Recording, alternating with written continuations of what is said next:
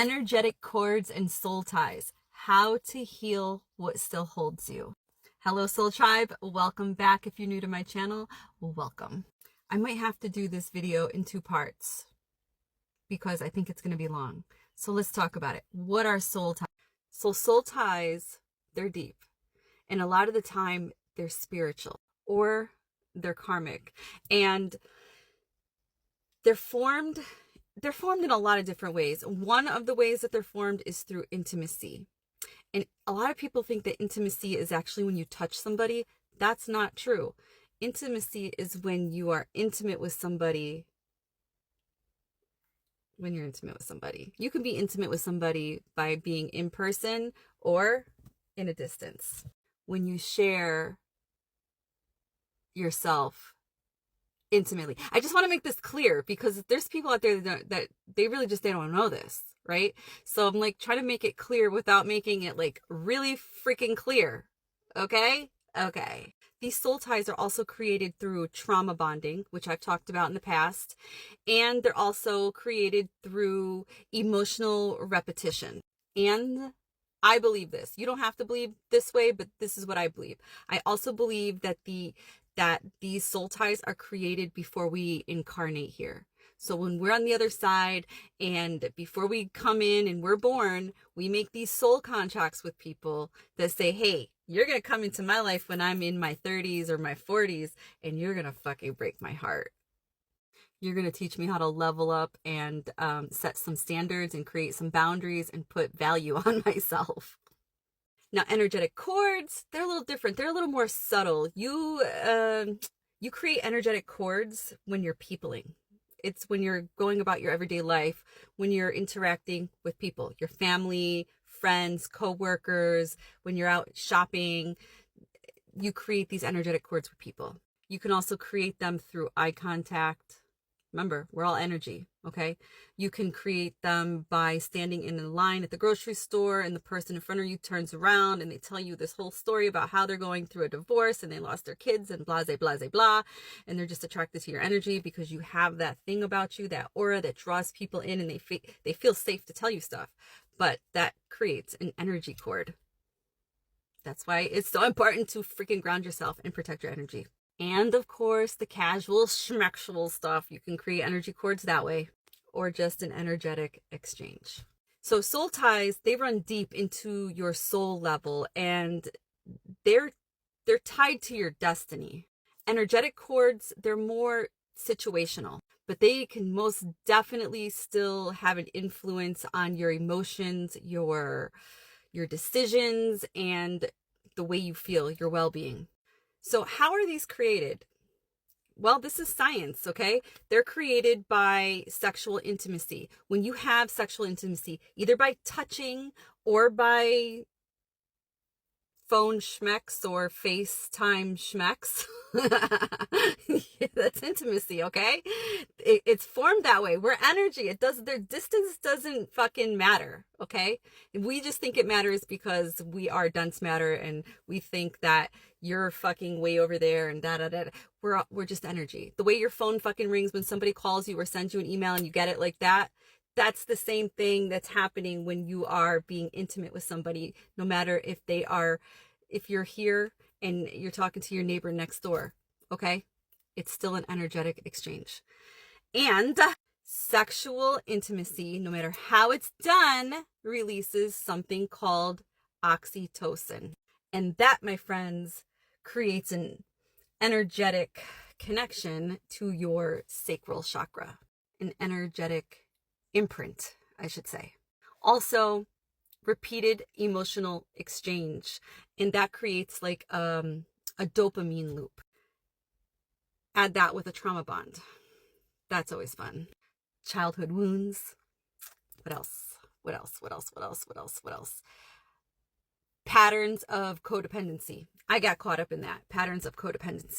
Soul contracts, what I like to call pre-birth like agreements, to meet you somewhere along your path, to teach you whatever it is that you agreed to be taught somewhere on your path, or to even to break each other. Like you could even be that person's teacher. So your hormones definitely play a ginormous role in all of this. So cortisol, it tends to spike during, stress from toxic dynamics, toxic people, being in a relationship with somebody that highs and lows, ups and downs, the peaks and valleys. And then your nervous system becomes dysregulated. And then there's a dopamine release that comes from pleasure, schmecks, even schmoan. I'm making up my own word. Schmoan schmecks. We're going to call it that from now on. Schmoan schmecks. Texting. And what that does is it creates a reward addiction to the person. Oxytocin during intimacy creates a sense of safety and bonding, even if that person is not a reliable person, is not always there. An unsafe person. When I say unsafe, I'm talking unsafe for the heart, not unsafe like they're going to harm you. When you hear me say unsafe right now, it's the unsafe for a place for you to feel that you can open up emotionally without having your heart affected. In 2011, there was a UCLA study that emotional pain activates the same area in the brain as physical pain. That's wild, right? In 2020, there was a journal in the neuroscience, emotional charged memories. They leave deeper, neural pathways, neural imprints. So how do you know that you have a soul tie or an energetic cord? What are the symptoms? Replaying conversations. There we go again. I can't talk, you guys. I don't know. Again, Patricia. It's fucking Patricia. My multiple personalities. So it is replaying conversations over and over again. It's longing to be around that person, talk to that person, hear from that person, feeling drained, heavy emotion, feeling heavy in general, being anxious, being sad, being depressed for no reason at all. Well, there's really a reason, but it just pops up out of nowhere. But the reason is because you have that energetic connection with that person. Also, you'll have this difficulty of moving on from that person that's no good for you, or that person that walked away from you. You'll just have a really hard time walking away from that person. You might even feel haunted or watched by that person energetically. Social media. You could also be very fatigued. Also, if you're a woman, it could cause infertility issues down there because it creates a block. Now, I'm not saying it will. I said it could. Okay. When I said down there, I meant to say like your sacral chakra, your sacral area, your sacral space. So how do you release it? How do you let go of it? It's so simple that it's complicated. And there's so many different ways to do it. And the easiest method is you closing your eyes and envisioning that person's face. And then you envision all these cords that are connected from you and that person, right? And then you can say this person's name. You can say, Joe Schmo, I release you. And then you can envision yourself cutting the cord with scissors, cutting it with a knife, chopping it with a machete, lighting it on fire, blowing it up, doing a little hocus pocus and making it disappear. But it's you. You have the power to envision it. It's like manifestation. You close your eyes, you breathe, you bring yourself to oneness, into a place where you see you and that other person, and you see all these fucking cords sticking to your body and their body. Be creative. And then you see yourself like Edward Scissorhands, just cutting the cords off, saying, I release you, Joe Schmo. I now release all cords that no longer serve me. Connected to, say their name, Joe Schmo. Then you say, I am free and I send you away with love. Always send them away with love, because you don't want to hate them. You don't want fucking bad karma, and you don't want to keep bringing people like that person back into your life. Okay, so you got to send them away with love, and send them away that they get healed, so that more people are healed, and it'll be more easier for us to find people like us that we can align with, so we can get fucking over this cord shit, because it's no fun. Another great thing to do, I'm running out of time. Another great thing to do is to ground yourself, get out into nature and train with Gaia's energy and release what no longer serves you and allow Earth to heal you. You have to ground and protect your energy, because no matter what, you're going to pick up on people's energetic cords everywhere you go. Stay tuned for part 2, because I have more to talk about, like detoxing after you cut them off, because you're going to detox. It's like a drug. All right, Soul Tribe, this is video number 2, part 2 of the energetic cords and soul ties.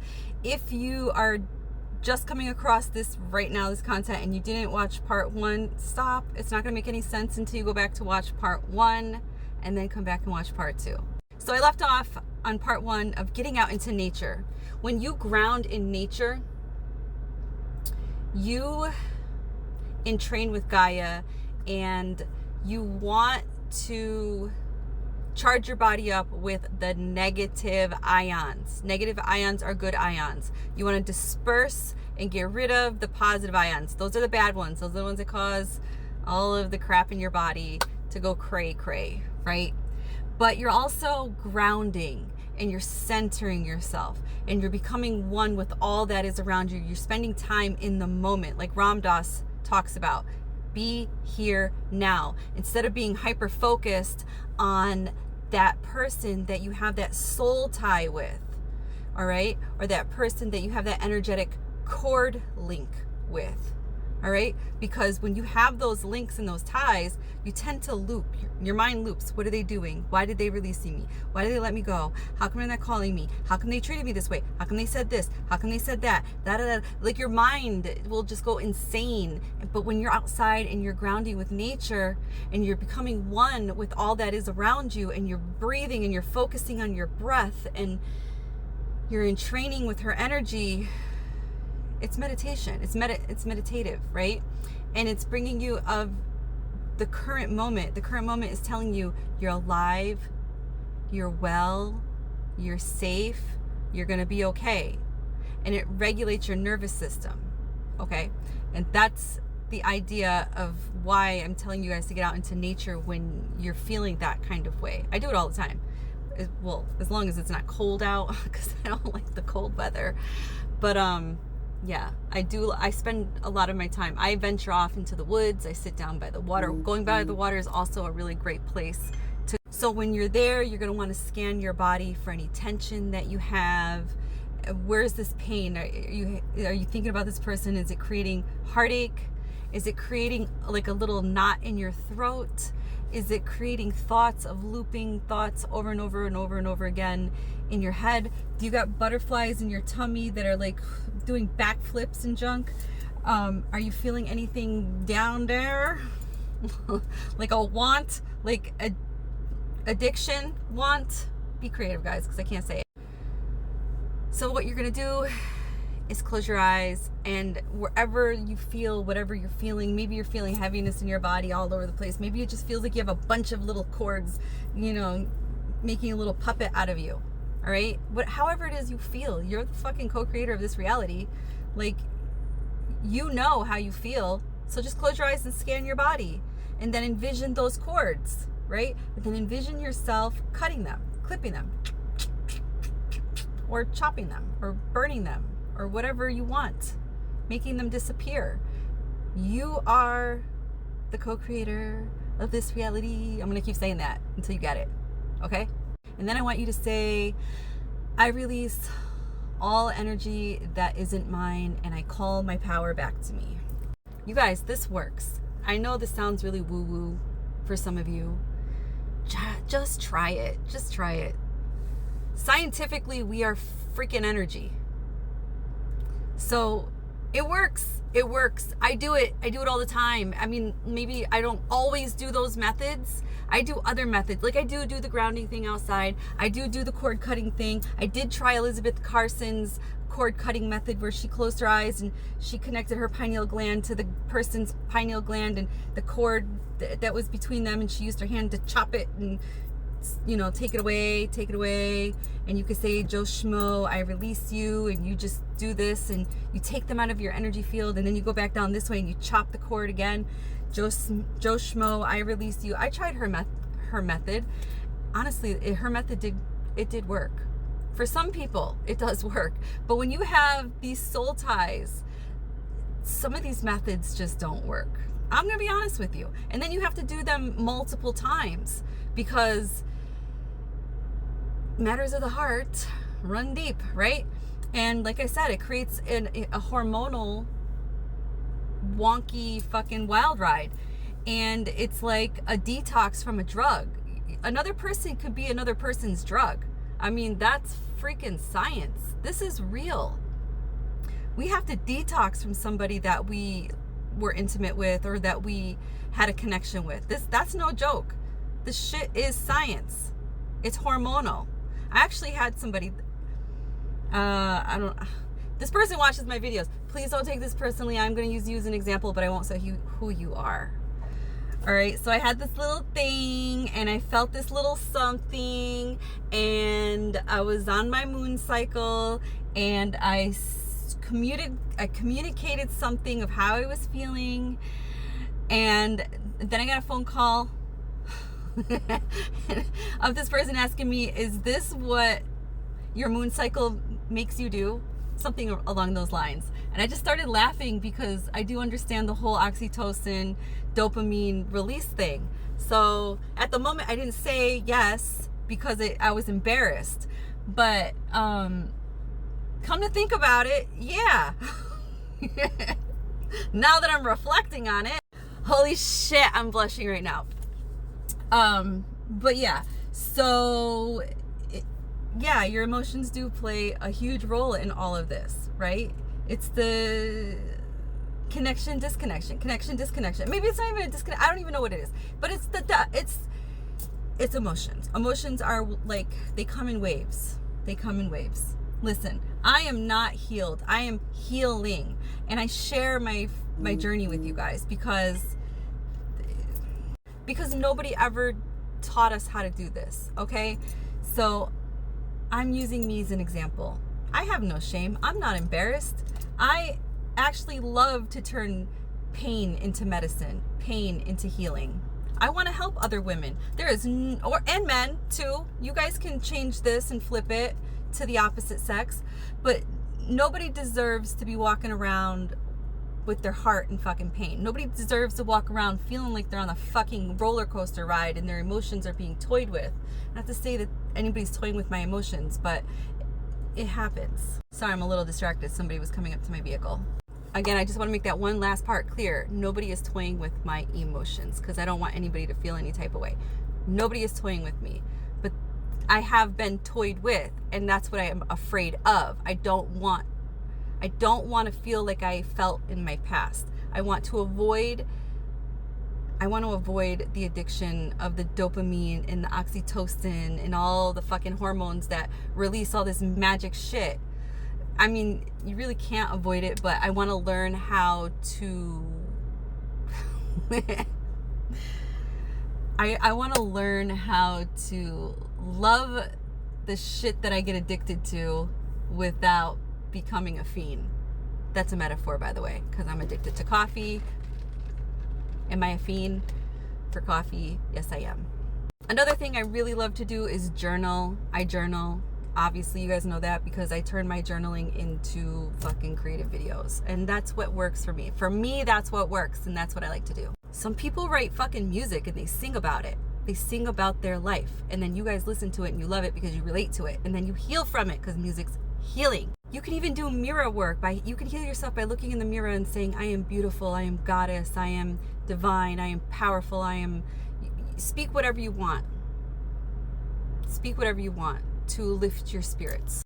Make a video like I do. Turn your pain into power. You're gonna detox after the cut. If you have these cords, these energetic cords and these soul ties, you are going to detox after you get cut. After you cut those cords, you're gonna detox. So cry if you want. Cry, scream, yell to the top of your lungs. Talk to yourself. Make videos. Sleep all day. Eat food. I don't know, whatever you do when you're detoxing and your heart is broken. Just know that your body is releasing a chemical addiction. And when you know that, it might be a little bit more easier for you to get through it. Your body is releasing a chemical addiction. You're withdrawing from that person. It fucking sucks, but you're withdrawing from that person. Don't fall off the fucking person wagon. The Joe Schmo wagon. Nobody teaches us how to do this, but we're all learning and we're learning together. You're not weak because you're hurting, okay? You're human, you're just waking up. The heaviness in your body begging to let go. And when you do, the lightness that follows is not just healing. It's a whole new life. I love you.